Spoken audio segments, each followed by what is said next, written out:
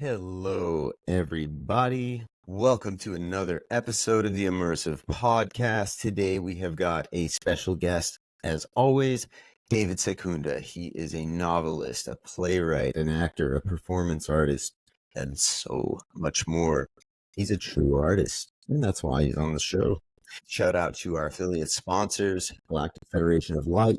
Link is in the bio. They make clothing for light workers. They pay attention to the cloths that they use. They don't mix wool and linen. They are all about analyzing the frequency at which their clothing vibrates. They're even looking into photonically charging their clothing. If you use the code Tyler33 in the link below, add a hat to the cart, you get a free hat. You guys know, if you ever watch anything I've ever done, you usually see that I'm wearing a hat, which is ironic because I didn't ever wear a hat till I was about 30 years old. And also, of course, a shout out to Unified TV, Network for Truth. There's a lot on there that, of course, not everybody's gonna love everything, but just to name some names of some people who are on there: Bashar Channeling, everything from Stephen Greer, a lot of Billy Carson stuff, Jason Shurka. It's all on Unified TV. The link is in the bio of this video. It is a free trial. There's also a discounted price for the monthly price, and then you also get another discount if you do the yearly subscription, and you get access to all the live events for free. So just want to shout out to the people who have affiliated themselves and supported us thus far. David, how are you doing today? Excellent. It's been an amazing couple of days that just passed. Really?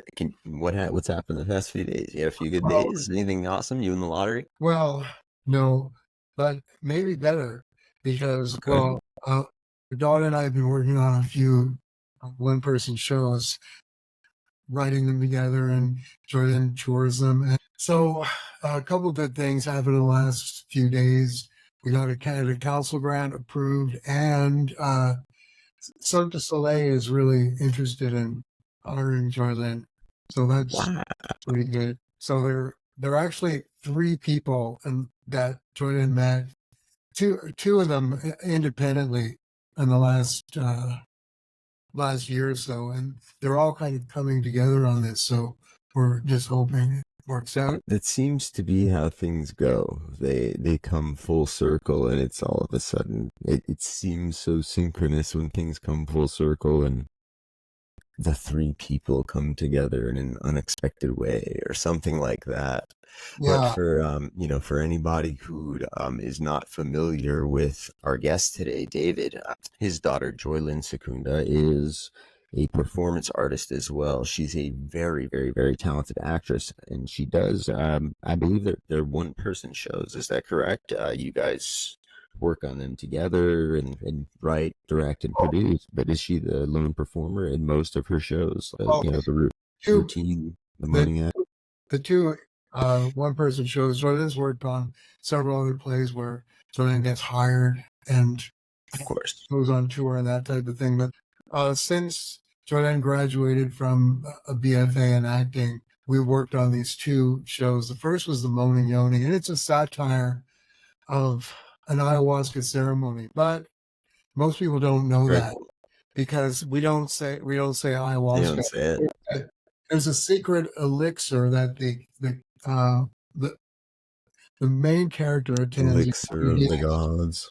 And in the circle, they apply the elixir to their vaginas. It's in the Yoni healing circle. So because of the elixir, the main character, Zoe, goes on a psychedelic trip, revisits past parts of their life, begins to step into mindfulness. So it's a comedy and it's a satire of New Age healing. So that's with the shows that Joy Lynn and I collaborate on. That's one of the central themes, New Age healing. So really, so I've read your book, Balancing Act, which was your first novel, correct? Yes. Great novel, by the way. It's available on Amazon. I will put the link in the bio. Lynn, her handle and such will also be in the bio of this video. But Balancing Act is David's first novel. His most recent novel is called Fluidity. He's got it too, But I got an early copy here, which I was happy to receive. Thank you, David. I remember you sending it to me. Man, must have been close to a year ago now. But Yeah. yes, of course, I've read the book, and it sounds like the way what you just described, what Joy Lynn and you are working on, is actually kind of similar in theme to the themes explored in Balancing Act. Not entirely, but there's crossovers there. Totally true. Yeah. That And I Jordan. love, and I wanted to add that yes, David did indeed say vaginas. And David while he looks like he's wearing a buttoned up shirt and just a regular, you know, Fox News watching guy. No, David is an artist, and read Balancing Act. It's quite exciting. It's very visceral, and that's that's what struck me about your work at first. It was almost a little bit Chuck Palahniuk-esque at the beginning. Oh yeah. Pieces of it, and I was like, wow, this, because I've had conversations with you where you've told me things and about 15th century Scottish history and likened it to cryptocurrency. And they've been like valuable parables, just in our random conversations. Very intellectual, very educated, very logical, etc. And then, in your books, which I know you all, the main character is kind of based around a fictional version of somebody like Joy Lynn, is at least what my interpretation Yeah, was. there's another. The initial idea for Balancing Act that became from one of Jordan's best friends. And during the pandemic, who was also in the performing arts. During the pandemic, there was nothing for performing artists to do. Even Right. movies production were canceled. So we created this web series called Isolation Nation. So I should have sent you a link, but it's in my website. There's a link. No worries. We'll get everything from you before this goes up. We're not live yet, so no worries. Okay. Isolation Nation, our family worked on it. So then, just like in the Moaning Yoni and the Routine, played several characters, and I directed it, and Jordan and I wrote it, and Linda, my wife, filmed it. So then Jordan edited it. So we put that together during the pandemic, but That's not amazing. everybody did that. So Jordan's friend was following a podcast by two Vancouver actors who people in Vancouver know them, but most people wouldn't have heard of them. But they put on podcasts, and one of Jordan's friends created 65 fake Gmail accounts and wrote them fan letters to these people from 65 different characters, and they thought they had a huge fan base. And whatever you got to do. Person, I know her very, very well. And I was just wondering what kind of person would do this. So the initial idea for Balancing Act came from that idea. So in Balancing Act, I don't use fake Gmail accounts, it's fake Facebook accounts. That's where the idea is. So, but there's a little bit of Joy Lynn in it. And just from our conversations, I mean, and by the way, for everybody who's listening, and David, I don't know Joy Lynn personally. I've just seen some of her promotional reels and things like that on Instagram, and things that David's told me about what they've worked on. But yeah, I was just kind of guessing, and I would, everybody has their own interpretation when they read a book. I was curious in your thoughts on that. There is one scene that is totally from Joy Lynn's life. And that's when, do you remember? There is some real stuff in there from Joy Lynn. When the first scene in the experimental forest, do you remember that? Mm-hmm. So is that when she first... The character Ilona goes into the experimental forest, for a class, and puts on a performance that's filmed. Mm-hmm. So that... And the performance is about ayahuasca, and the two... So I was going to say, that was the first ayahuasca experience in the book, right? Yeah. It's not it's not taking ayahuasca.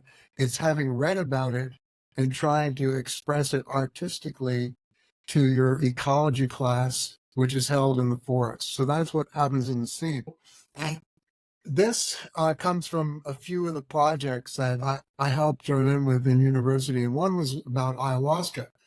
And it was actually for the class, The Ecology of People and Places, which is the same class I use in the book. So it was actually true.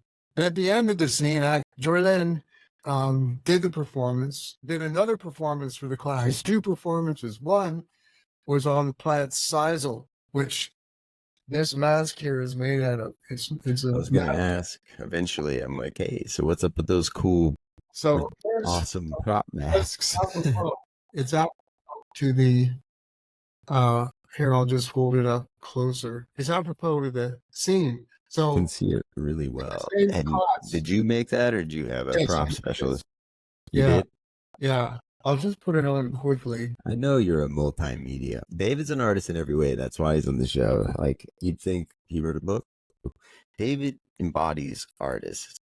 As you can see, he's in his kitchen. It looks like a lot of people's kitchens, but he's also wearing a mask that he made. And he's got quite an interesting story and quite an interesting energy. Not just interesting, but quite pleasurable. He's a sisal, which I dyed by hand a long time ago.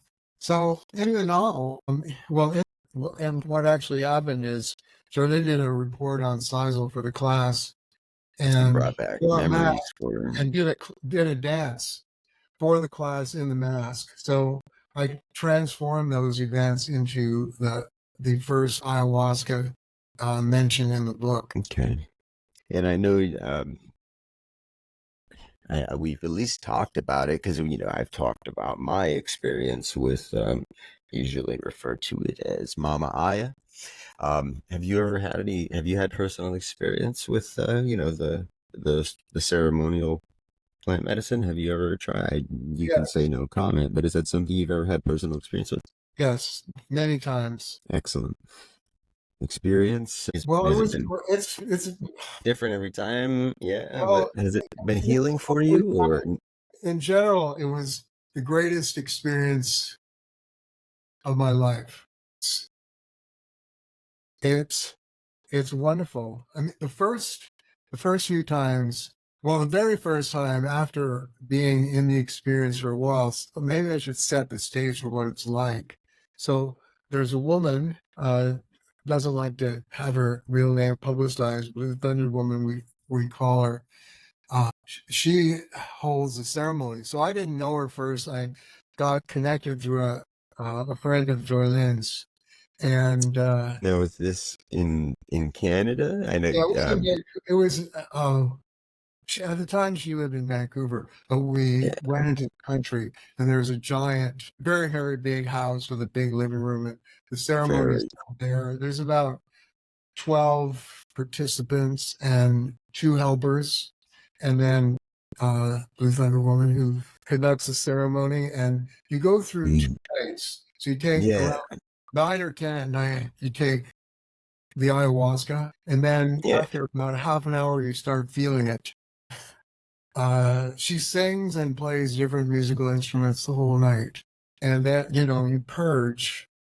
So before going into it, I thought, I was with my friend, I was driving, and he was in the ceremony too. And, I say, man, you have to purge. I just don't really want to purge. So you feel that, but then once you purge, it's the greatest thing in the world. And it's really hard, because some people I've thrown up when they're drunk. It's not like that at all. Yeah, you don't think purge. I'm gonna get sick. I'm gonna throw up. I'm gonna expel bodily fluids, for let's call it what it is. When it happens, purge is different. So you're hallucinating, and you're so aware, because what ayahuasca does is the serotonin in your brain, when it stays in the synapse, you have a sense of well-being. And this is all working in microseconds. So what the ayahuasca, the Banisteriopsis caapi, that's the ingredient in the ayahuasca that keeps the serotonin in the synapses for a long time. So the other thing, but you also need the source of dimethyltryptamine. It's good, because I thought, of course, the main psychoactive was the dimethyltryptamine, the DMT, part. And something I'm very familiar with is the 5-MeO DMT. sitting, 5-MeO DMT, the bufo toad with some yeah, shaman. I've done that as well. Which of course is a shorter version of the yeah, ayahuasca trip. Similar themes and things, just much shorter. yeah. It lasts the ceremony. Well, you start feeling it. If you take it at 9, start feeling it at 9:30, and by 4 or 5 in the morning, you're really starting to wind down most of the time. So The I was talking about the purging, which is the most important part, because that's that's the spiritual part. So sometimes, some people purge once, and sometimes you purge many times, maybe 30 or 40 times during the night. It's might very, be whatever you need.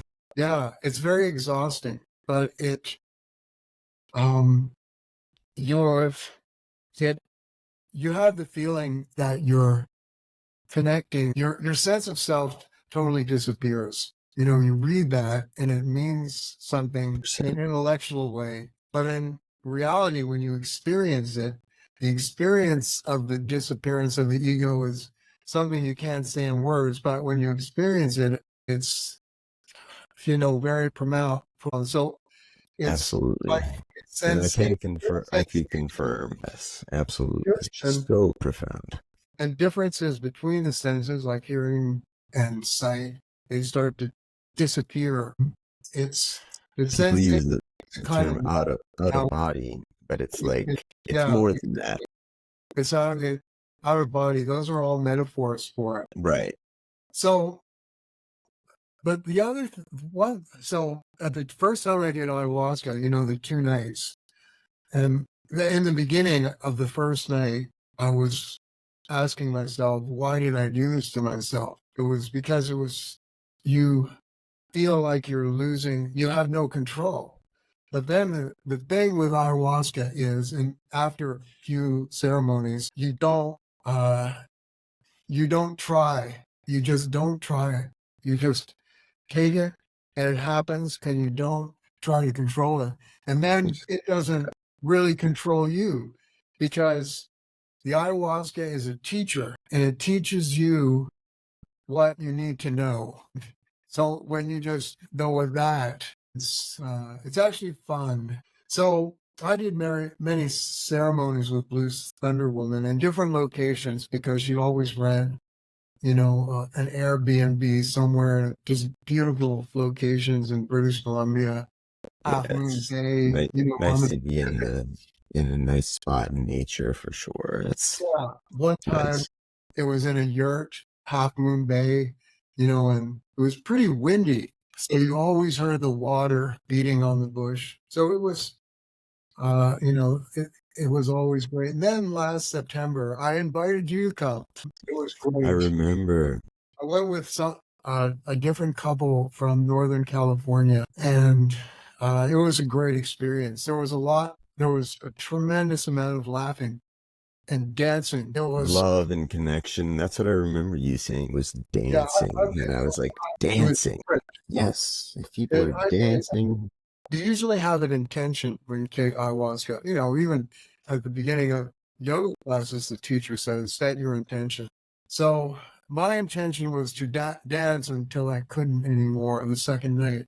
And it was great. It was fantastic and fun. sounds like Sometimes so you free. go what people would call deep, and maybe you're confronting memories or trauma. Other Right. times it can be a lot of fun. Just be hey, enjoy yourself and a lot of fun.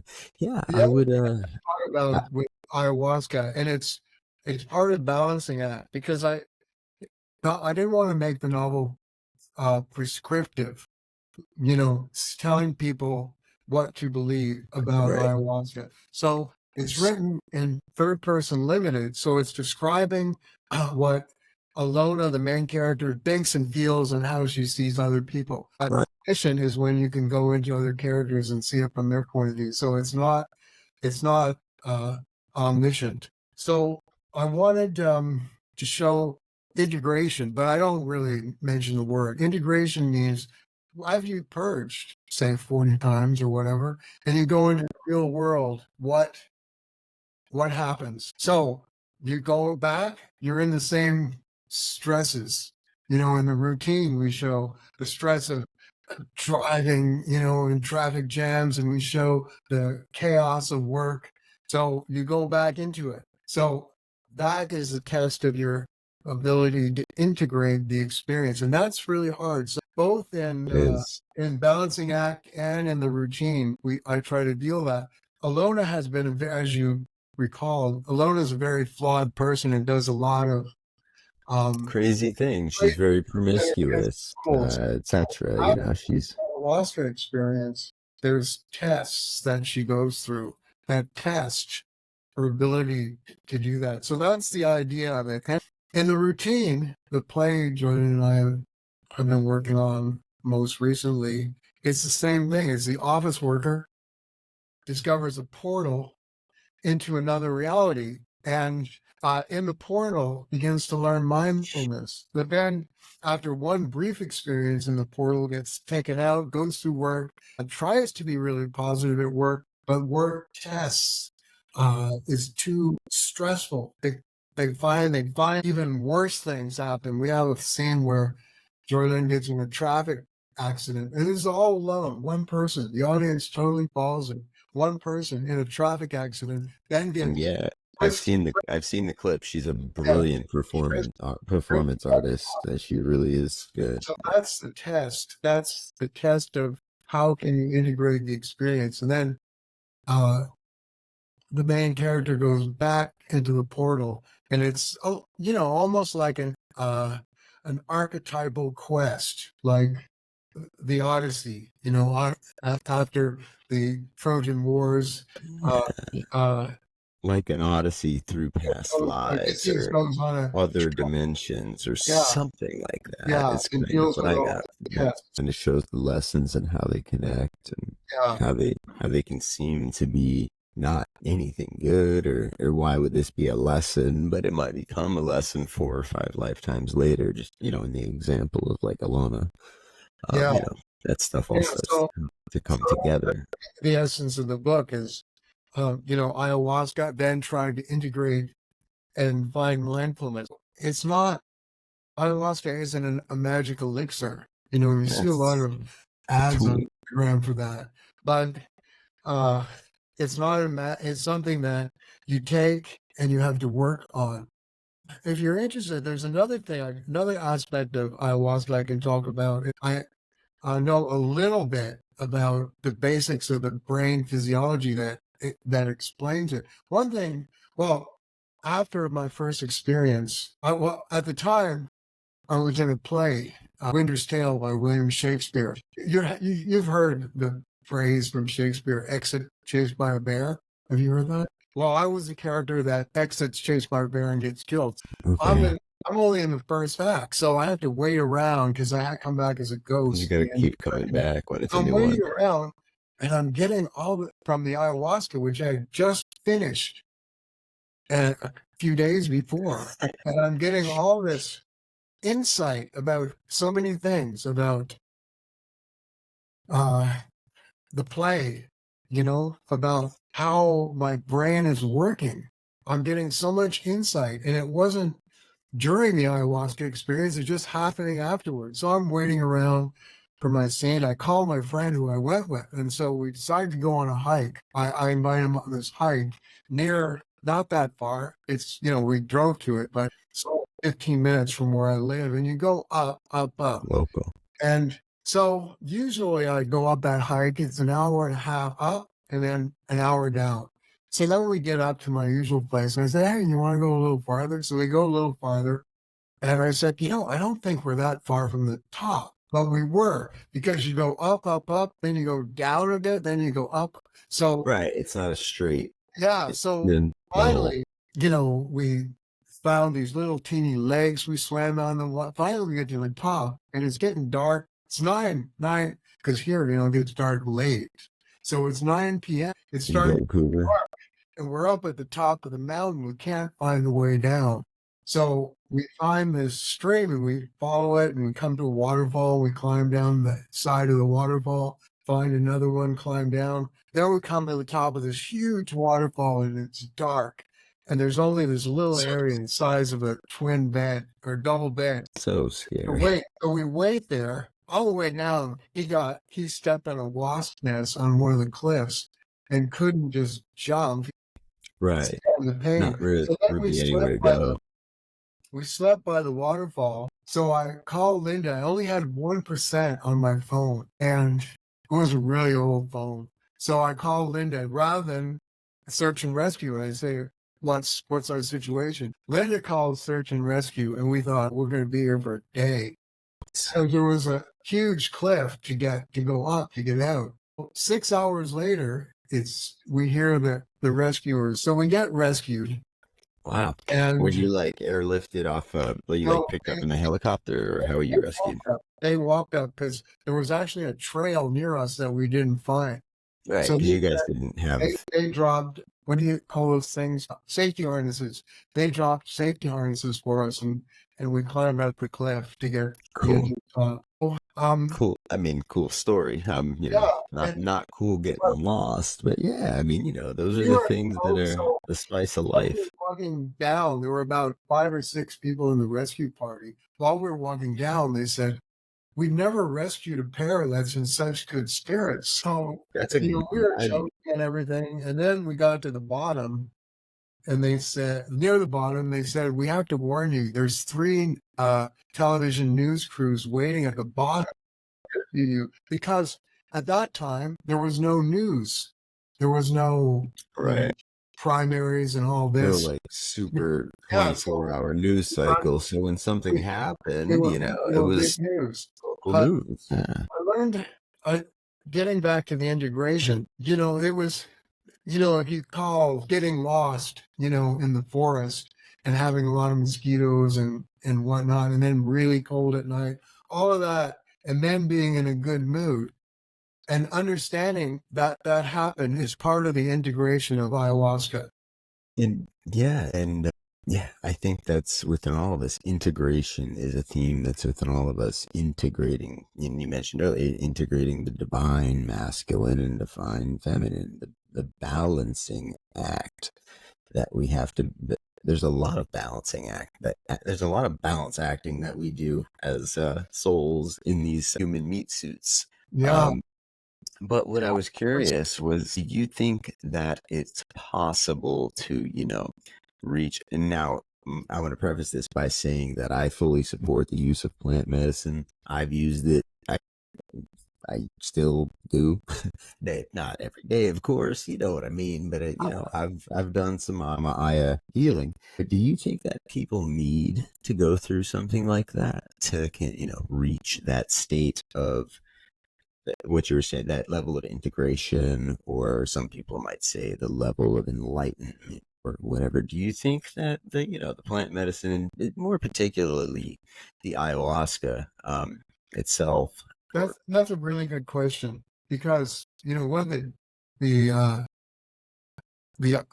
group leaders that I've worked with, what they say is, and it really sticks in my heart, what they say. They say you need to be called to the medicine. You need to be called to it. You know, I wouldn't want to, you know, see somebody who was maybe had a lot of anxiety and didn't know what to do with their life and say, "Oh, you got to do this. You should try this." Yeah. You know, if I know them in a certain way, I might mention, "Well, I've tried this, and this is what it did to me." But I wouldn't. But you really have to be called, because the last ceremony I did with Blue Thunder Woman, it was really good. But what happened was, in the morning, we did the ceremony in the basement of a house. It wasn't far from here. It was the only one that wasn't in the country. And then I woke up and I was all alone in the room. Where did all the people go? But I was still in the experience. I still felt it. And I heard all these footsteps. Everybody was upstairs. They had gotten out of the experience and they were eating.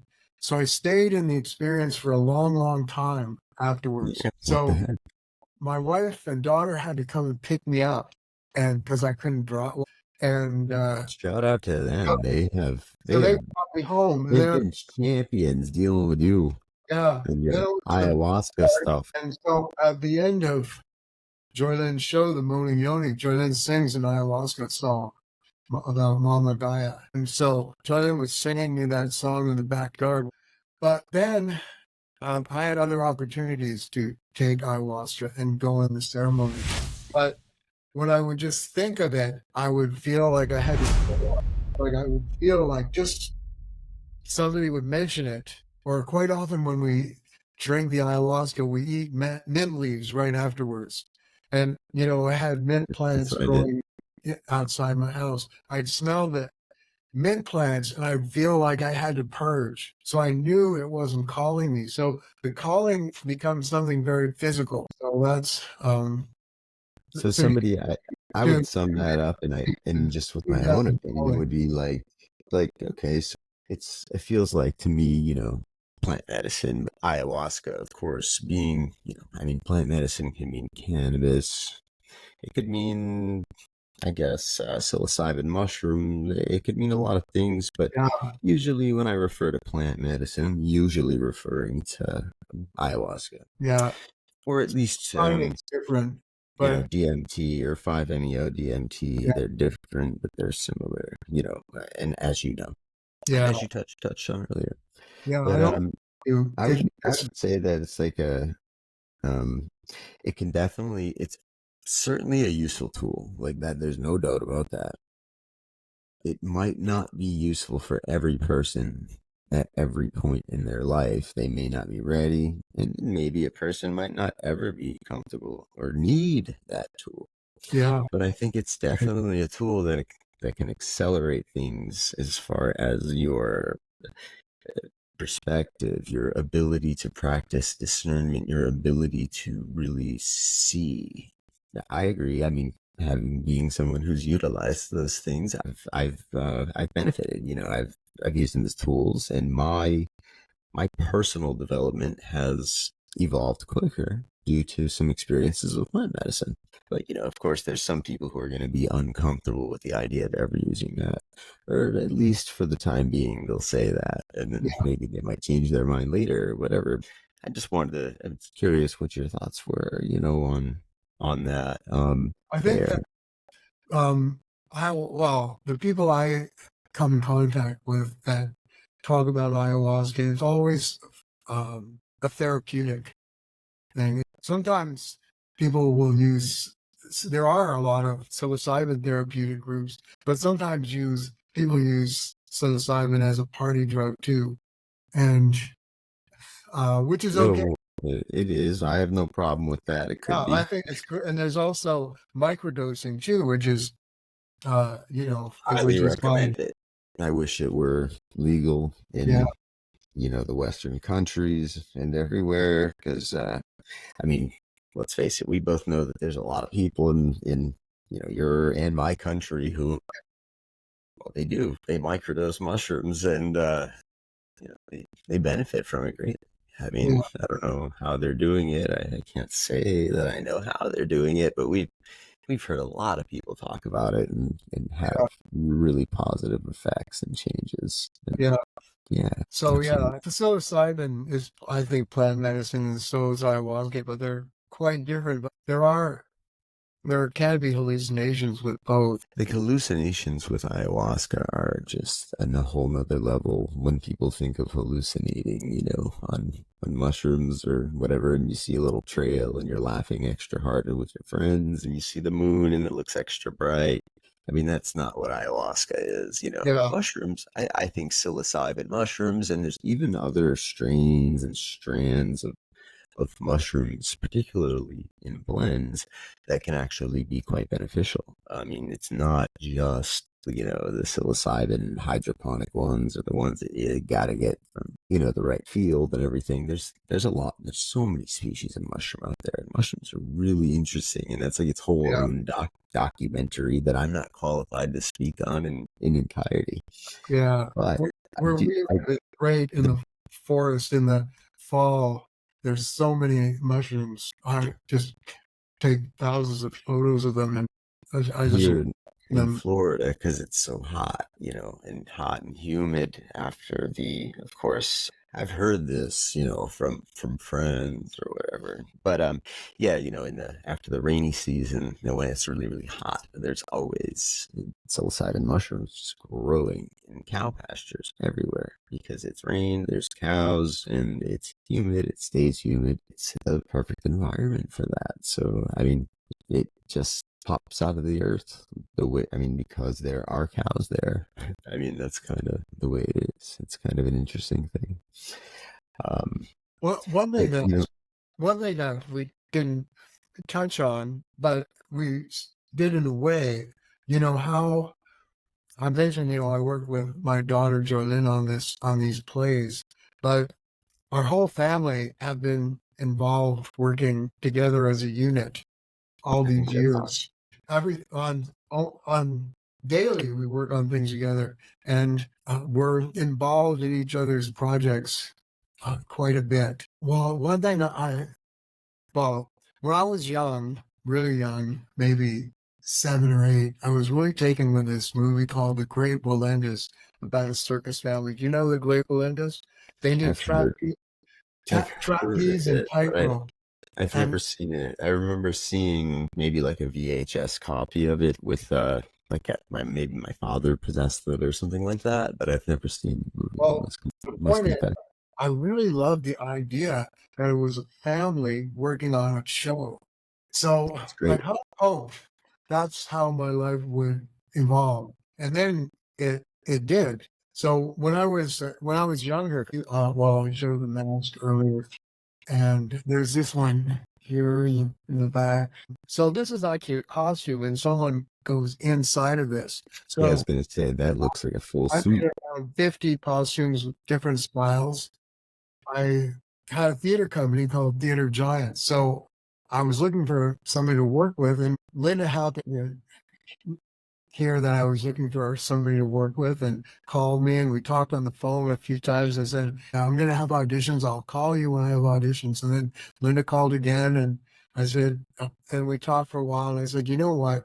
I can see you're really into this. Why don't I just hire you now over the phone? So I hired Linda over the phone to be in the theater company, Theater of Giants, and to work with these masks. So that's how we met. And then Linda at the time was a ballerina in Theater of Ballet of Canada.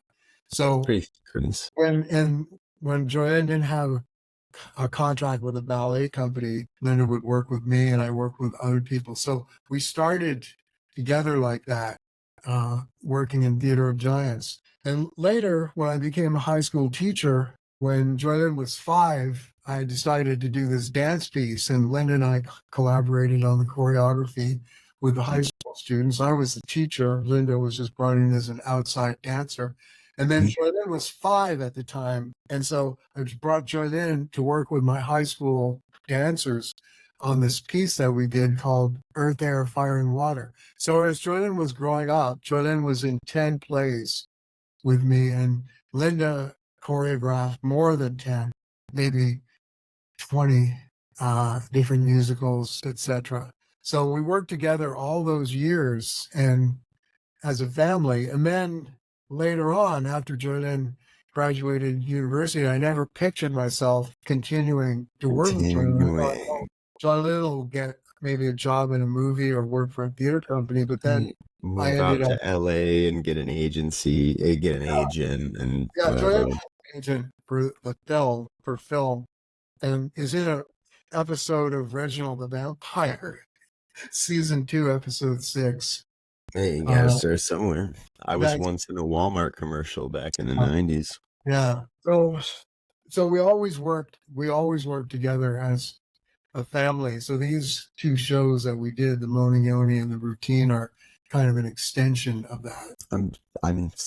I think and I know you live in Canada, but people can't use the concept and the term the American dream. And a lot of people are saying the American dream's kind of lost, it's over, it's very hard to obtain. But the life I just heard you describe, which I know is the life that you live, we've spoken before, but to me, to be able to live and love and laugh and work and create with the person that you love and love to create with, and somebody that you enjoy to spend time with, and then also, then all of a sudden, of course, what's the next natural step? Make a copy. Let's have a baby. Let's make a family. But then look at you now. I mean, you really doing it, like, and it doesn't matter if it's for, MGM studio or what, like, whatever. That's right. Yes, Steven Sorry, Spielberg. Yeah. it's right. It doesn't have to be Steven Spielberg directing it. Thank you. You get the metaphor. It's like you are genuinely. I can sense it. I know it, and it's palpable. You're genuinely happy. You're a happy guy. You like your life. Seem to really enjoy the position that you're in. You seem to see possibilities around every corner, which is inspiring. And the other thing is your story is one of, doing what you felt was right, and what you felt was right for you, and what you felt was right for the, your family ended up being women, which is, what was right for your family, your women, your family of women that wanted to, of course, make sure. Part of everybody wants to make sure that their partner and their children are, happy and healthy and fulfilled and well-rounded. Yeah. But Joy Lynn doesn't identify as a woman. Joy Lynn's non-binary. I'm so sorry. Okay. That's okay, Yeah. because it's I don't know why. I thought maybe that would be another dimension to explore in the interview. If 100%. My apologies to Joy Lynn first. I did not. It is a slip of the, slip of the monologue. I think it's very interesting what's happening. Yeah, in culture, it's a huge cultural change. It's very interesting. In Vancouver, it's a huge part of the culture. Very normal. Huge part of the culture. So, but in other places, maybe not so much. Right. I mean, and then Florida. My friends, well, I have one friend who said, well, we're not that close anymore, but we used to. And he said, what's it for? In other words, people being gender fluid. What's in his response is, what's it for? But people have their own experience of who they are. And that as cultures evolve, there's more cultural symbols and words to express your feelings, which might remain intangible for some people who are very metaphorical. I don't know if you 100%. I agree. And I don't know about you, but I personally believe in some sort of soul and reincarnation. I definitely believe in the soul, and I believe in a form of soul reincarnation. I don't think the soul dies with the body. I think the soul travels. Now, I want to throw in that I don't think it's just as simple as linear past lives, et cetera, et cetera, et cetera, over and over and over again. I'm not like a prison planet conspiracy theorist. I tend to believe in the concept of the soul not ever dying truly and passing on. And what the best argument I've personally heard, like just for me personally, as far as that kind of, we've seen a little bit of an agenda play out with the LGBTQIA plus community. Some terms have been added. There's more representation, which is okay. It's not a bad thing. I mean, I've had friends of all types throughout my life. I remember, college, they just give you a random roommate. You don't get to pick.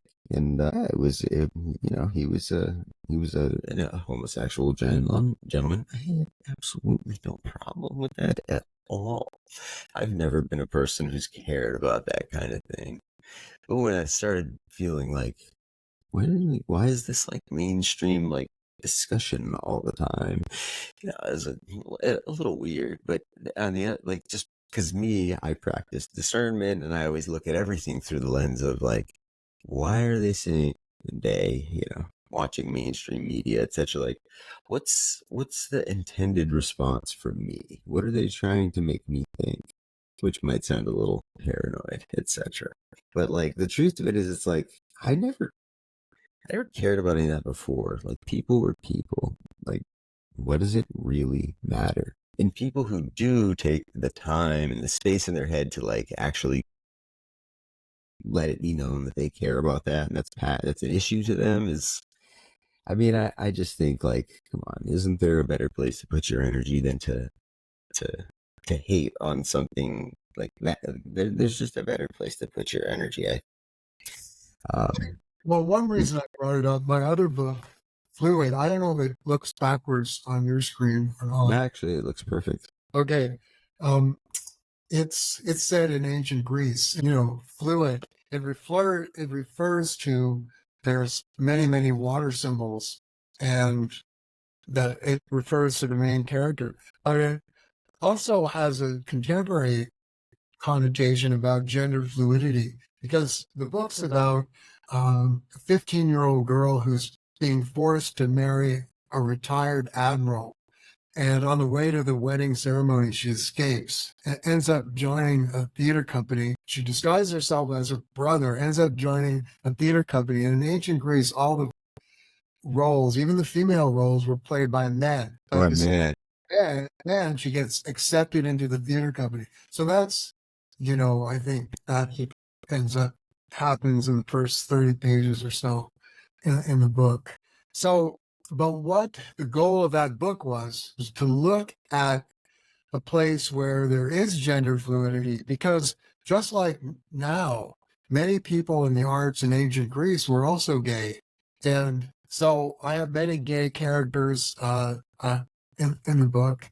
And so it's looking at the idea of gender, but through the conceptual apparatus of ancient Greece. So that's what I'm doing. One of the symbols and the definitions of gender, and a lot of it is defined by, because my book's set around the time of the wars between Athens and Sparta, just after. Right.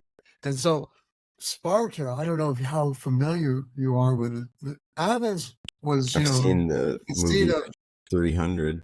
yeah, Athens is Read some things in college and stuff, but I'm not an expert. democracy was developed in ancient Athens around 450 BC. There was a leader named Pericles who was very democratic. He would be like the Obama of ancient Greece. The Obama of the ancient Greece. No, it's Florida. I don't know how people think about it, but this is all over the world. So very open-minded and Tampa, I will say, is very much a blue city within a red state.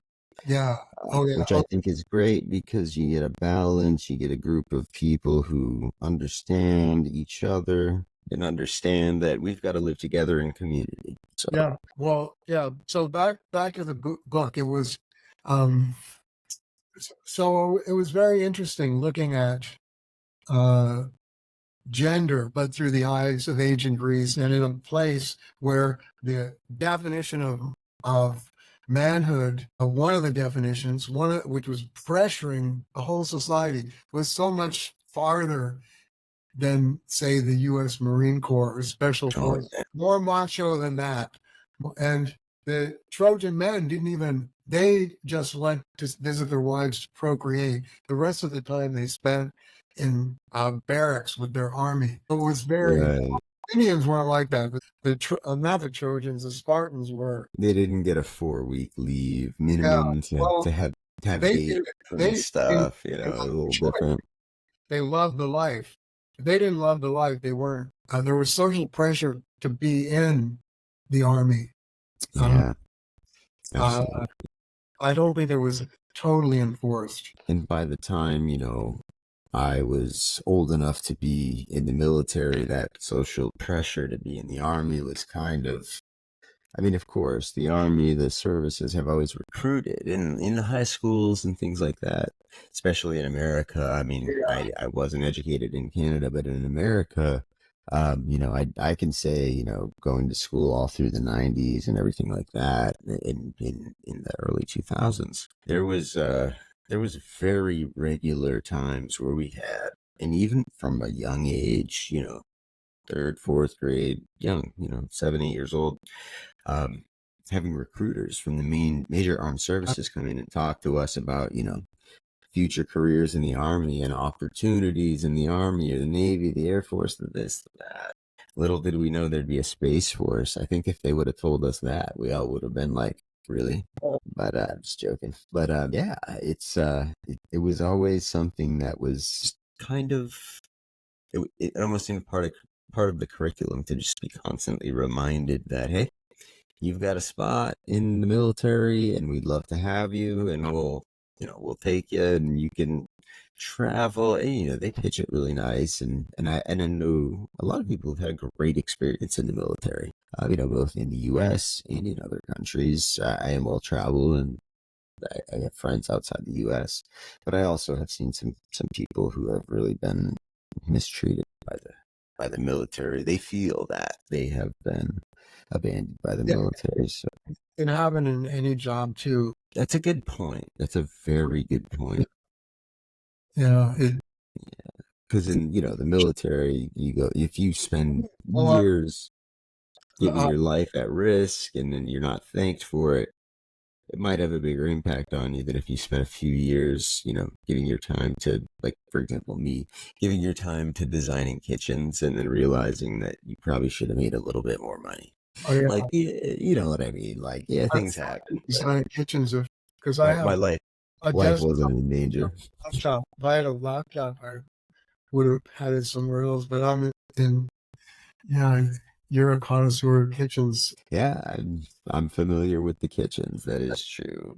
For people who watch this show, that was my last career before I started. I mean, I'm an artist now again. I'm making music. I'm hosting events. I am doing this podcast. I'm working with other artists to, help with music, etc. So I'm happy to be living the artist life again full time, which I haven't really done since I was about 23 or 24 years old, which, actually was really hard for me. It wasn't hard for me like that I noticed, but I look at my life from like when I left the entertainment industry entirely until even considering, and I don't really consider what I'm doing now to be a return to the entertainment industry. It's a return. It's being an artist. It's a return to being true to self, seeking higher truth, seeking further connection with self, and being what I consider to be an artist. And of course, I mean, we've got to eat and get by in life. And if you can be an artist and do that, then I think you're a successful artist. Of course, you have a family and you've always been an artist, which is something that I want people to know is not easy. It takes a little bit of luck and a heck of a lot of talent and a hell of a lot of practice and hard work. It really is hard work. How we worked on the routine. When you go say, I bought these new glasses today. I got, the exam was a couple of weeks ago. I got them, and it was so expensive. And to think how much work we have to do to pay for these glasses compared to, or you go to the massage therapist. How much work we have to do to pay for that massage. It's so, because it's not only the rehearsal and say if you make the costumes or whatever, writing the material, but it's the paperwork.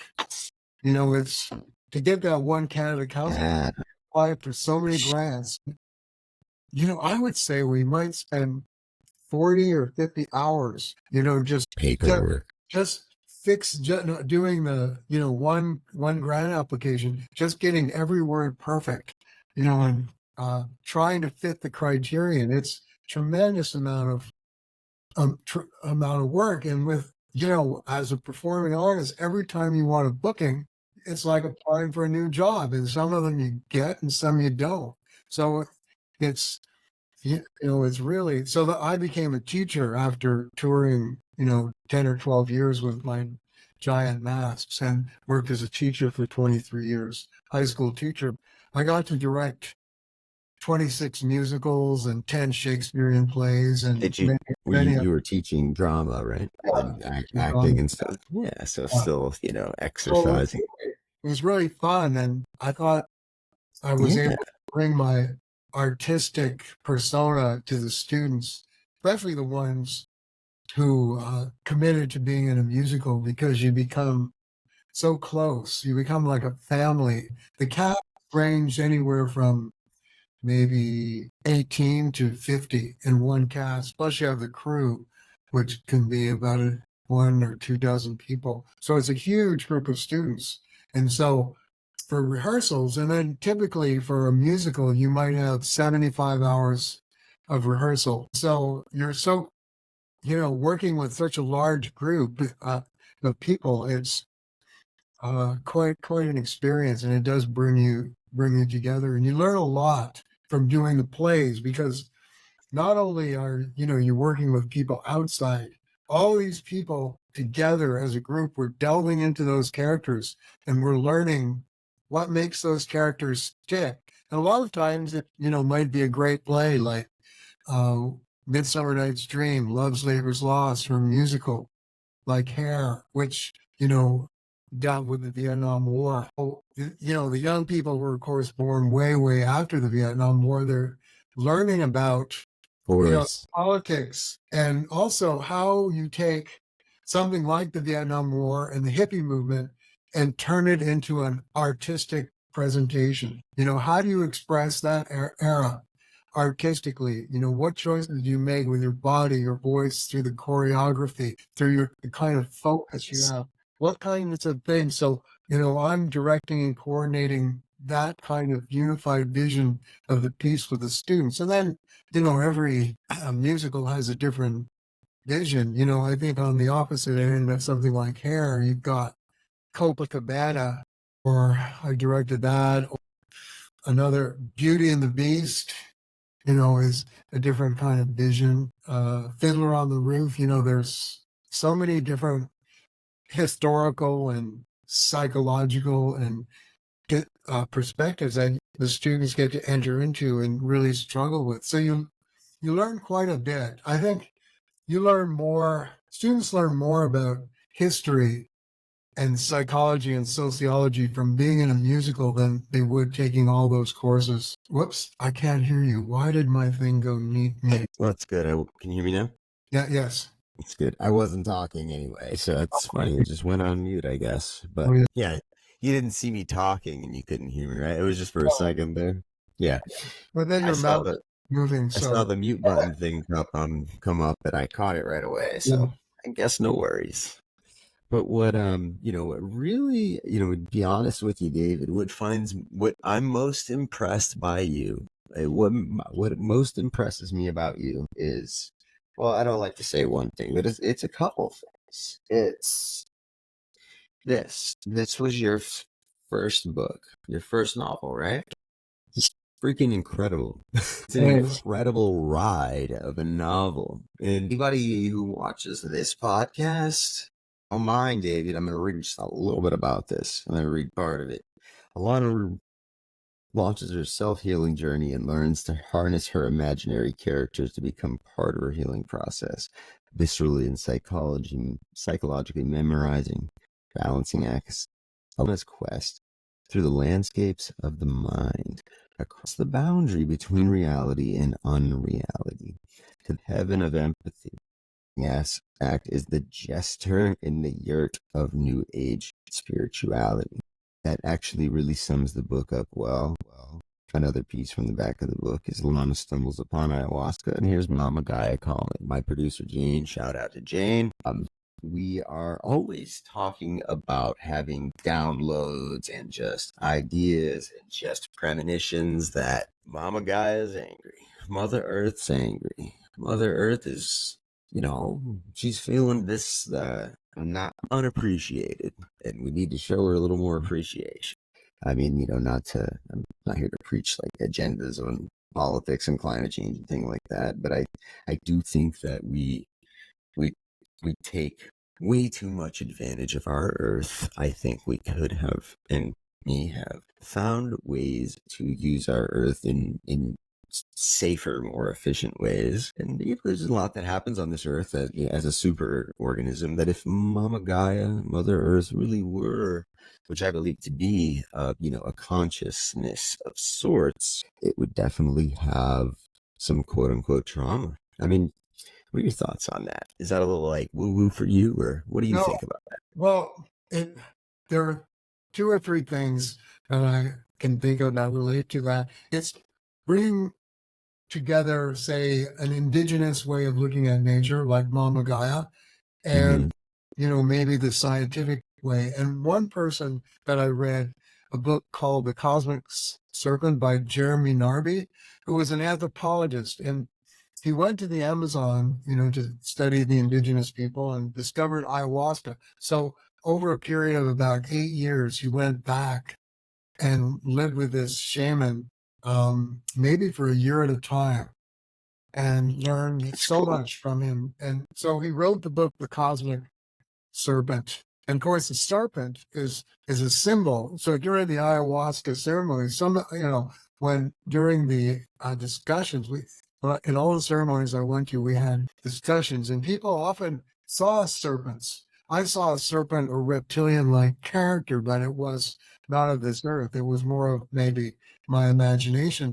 So it's an iconic symbol for And I've ayahuasca. almost and I've So, almost heard the serpent, while we so see it what as like a symbol of evil and the devil, is actually maybe not quite so. Is that true?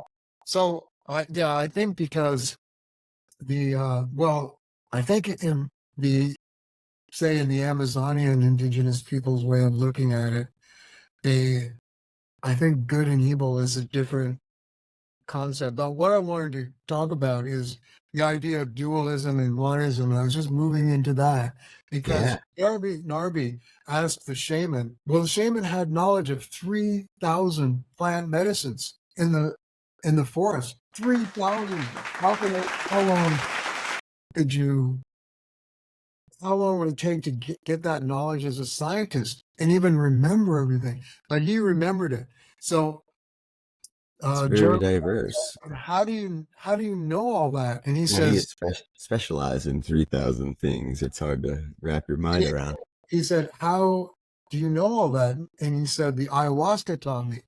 So Jeremy Narby came up with this theory, and through the ayahuasca, the shaman, because he does it so much, comes in contact with his DNA, with his DNA. And within our DNA chains, most of it is inert. We don't actually use it. It's Right. the residue of our reptilian Proteins. past. It's so what Jeremy Narby's theory is that the shaman has the ability to delve into the DNA of his reptilian past. Now that's pretty far out there, and it's just a Not hypothesis. far out there for here. Yeah, so it's a Right up the hypothesis, show's and alley. well, a scientist would say, well, you need to test that. Prove it. Yeah, so Right. you need to show it, And So, more so, it needs to be disprovable. yeah, That's the hard part. but the shaman says it, and he has the goods to prove it because he knows all these medicines. So I think that's really good. It's touching on the discussion of Mama Gaia being upset about how we treat nature, and that's trying to have that. So it's not so much. It's also about the facts. That we're saturating the atmosphere with carbon dioxide that Yeah. creates a blanket that holds in the heat. And by the way, that was part of Joy Lynn's grade 6 public speaking speech that went to the provincial finals in French. Awesome. So, Wow. Oh, she speaks French so too. we've been kind of into the climate change for a while, and but I think that Me too. I've followed it. I've taken different stances on it over the years, not back and forth, but just, things yeah, have come to yeah, light. the science at Florida. Sorry to Yeah, say, and I live on the coast in Florida, so it's like kind of relevant. the ocean temperature is hotter than ever by a lot, The and Gulf of Mexico is not refreshing. It's yeah, it's hot, and that's what generates hurricanes. And so far I don't think there've been any this season, but it's just beginning. We're early in the season. Yeah, Yeah, not yet. yeah. I was in a hurricane when I was a kid in Florida. Yeah, they can be a little scary, but I live in the Tampa Bay area, which, There for was whatever reason, right at the tend, coast recently. Yeah, yeah, we tend to be pretty lucky though, as far as not getting like direct hits. Like Katrina, for example, in '04, that was a direct hit on New Orleans. Um, in a way, maybe it's the location because they tend to travel from south to north, and it's because the, I think there's it's the there's a chance maybe it'll go into the Everglades and kind of get a bit blacked out. Yeah, it tends to hit some part of land before it Or if rolls up into Tampa Bay and you're in hit us. Orleans or uh, it's just Pensacola, you're just kind of more on the north-south directory But vector. it affects everything, because the news and all that, they try to really hype the things up. And then sometimes, of course, there really is legitimate concern. So even if you're not, living in like a flood zone, and you might know that you're probably going to be okay, it affects You don't things. live in And a zone, do you? How many what's feet? that? How many feet above sea level are you? Not very many. I probably could say in the single digits, somewhere between 10 and 20 at tops. 10 But and 20? That's not bad for Florida. yeah, they're like literally, yeah, there's Yeah, spots where you can get a little higher up than others. I think we're 7 where we live. We're 700 meters from the ocean. It's an inlet, so it's not big waves or anything, but it's an inlet of the Pacific. So we're 700 or 800 meters from that. And I'd say